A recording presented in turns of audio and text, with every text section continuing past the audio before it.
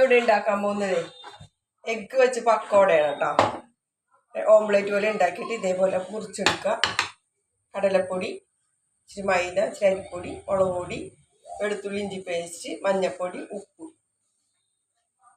അതിനകത്ത് കുറച്ച് മല്ലിയില, എൻ്റെ വേപ്പില പൊടിയായിട്ട് ഇത് ചെയ്യാം.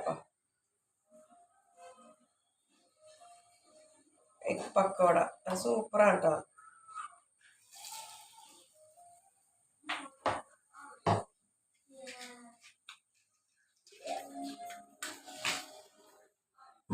തീ കുറച്ചൊക്കെ കെട്ടുപോയി. തീ കുറച്ച് വെച്ചിട്ട് വേണം ഇത് ഉണ്ടാക്കാൻ. നല്ല ടേസ്റ്റാണ് കേട്ടോ.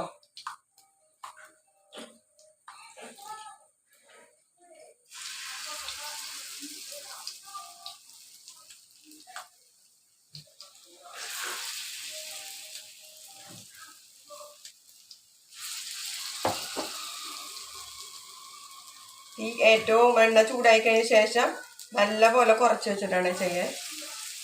നല്ല ടേസ്റ്റ് ആട്ടോ അത് എഗ് പക്കോട. ഓംലേറ്റ് ഒക്കെ ഉണ്ടാക്കി കുറച്ച് ചില കുട്ടികൾ കഴിക്കില്ല. അപ്പം ഇങ്ങനെയൊക്കെ ചെയ്ത് കൊടുക്കട്ടോ വൈകിട്ട് ചായക്കൊക്കെ. എന്നാരും മറന്നു പോരുത്. ലൈക്ക്, കമൻറ്റ്, ഷെയറൊക്കെ ചെയ്യണം. സപ്പോർട്ട് ചെയ്താലേ എനിക്ക് ഇതിൽ നിന്നൊരു വരുമാനം കിട്ടുള്ളൂ കേട്ടോ. എല്ലാ ദിവസവും വീഡിയോ ഇടുന്നുണ്ട്.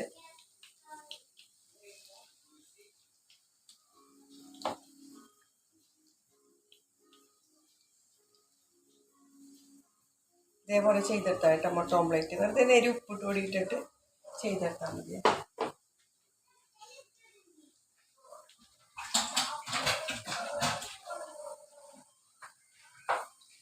നല്ല ചൂട് കട്ടൻ കാപ്പിയും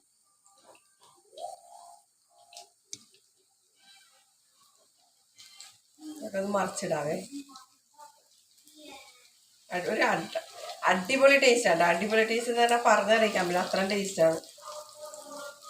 ചിലപ്പോൾ ചോറിനൊക്കെ വെറുതെ രസം മാത്രമാണ് ഉള്ളതെങ്കിൽ ഇതേപോലെ ചെയ്തെടുക്കും. കാരണം ചിലപ്പോൾ മുട്ടയൊക്കെ 2 എണ്ണേ ഉണ്ടാവുള്ളൂ, നമുക്ക് 4-5 പേർക്ക് കഴിക്കണമല്ലോ. അപ്പോൾ അത് കാരണം ഇതേപോലെ ചെയ്തെടുക്കും.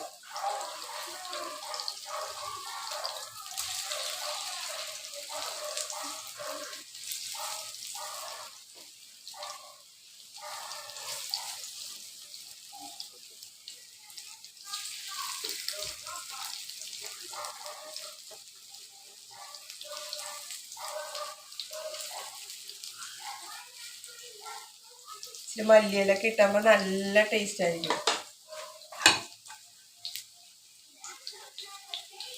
നല്ല ചൂട് കട്ടൻ കാപ്പി.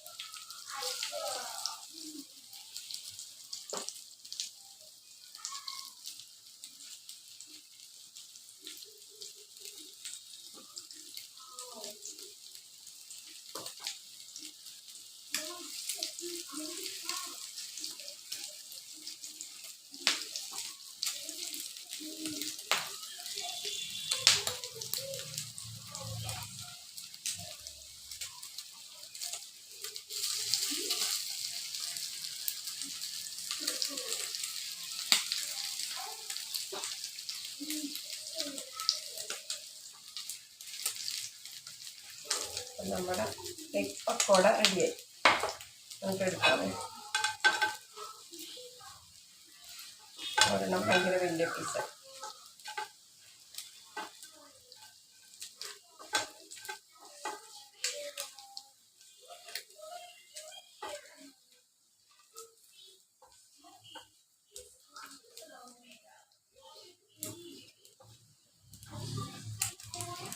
കുട്ടികൾക്കൊക്കെ ഒരുപാട് ഇഷ്ടമാണ് കേട്ടോ. സ്കൂൾ വിട്ട് വരുമ്പോഴൊക്കെ അവർക്ക് ഇങ്ങനെ ചെയ്തു കൊടുത്താൽ ഭയങ്കര ഇഷ്ടമായിരിക്കും.